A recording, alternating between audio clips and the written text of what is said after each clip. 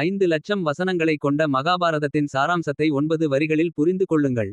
நீங்கள் இந்துவாக இருந்தாலும் அல்லது வேறு எந்த மதத்தைச் சேர்ந்தவராக இருந்தாலும் சரி. நீங்கள் பெண்ணாக இருந்தாலும் சரி, ஆணாக இருந்தாலும் சரி.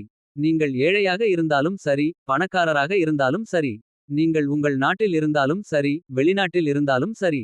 சுருக்கமாக, நீங்கள் ஒரு மனிதராக இருந்தால் கீழே உள்ள மகாபாரதத்திலிருந்து மதிப்புமிக்க 9 முத்துக்களை படித்து புரிந்து கொள்ளுங்கள். 1. உங்கள் குழந்தைகளின் நியாயமற்ற கோரிக்கைகள் மற்றும் ஆசைகளை நீங்கள் சரியான நேரத்தில் கட்டுப்படுத்தவில்லை என்றால். நீங்கள் வாழ்க்கையில் ஆதரவற்றவர்களாகிவிடுவீர்கள். உதாரணம்: கௌரவர்கள். 2.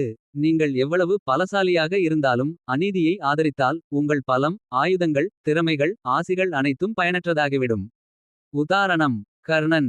3. உங்கள் பிள்ளைகள் தங்கள் அறிவை தவறாக பயன்படுத்தி மொத்த அழிவை ஏற்படுத்தும் அளவுக்கு லட்சியம் செய்யாதீர்கள்.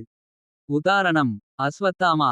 4. அறமற்ற அநியாயக்காரர்களிடம் பணிந்து ஏற்க வேண்டும் போன்ற இதுபோன்ற வாக்குறுதிகளை ஒருபோதும் கொடுக்காதீர்கள். உதாரணம்: பீஷ்ம பிதாமகர். 5.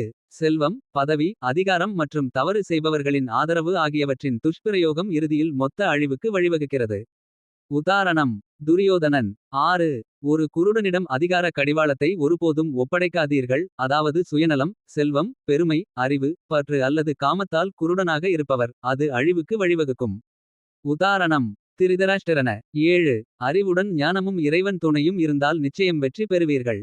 உதாரணம்: அர்ஜுனன். 8. வஞ்சகம் உங்களை எல்லா நேரங்களிலும் எல்லா விஷயங்களிலும் வெற்றிக்கு அழைத்துச் செல்லாது. உதாரணம்: சகுனி. 9. நீங்கள் நெறிமுறைகள், நீதி மற்றும் கடமையை வெற்றிகரமாக நிலைநிறுத்தினால். உலகில் எந்த சக்தியும் உங்களை தீங்கு செய்யாது. உதாரணம்: யுதிஷ்டிரர். அனைவருக்கும் பயனுள்ளதாக இருக்கும். எனவே இதை அனைவருக்கும் பகிரவும்.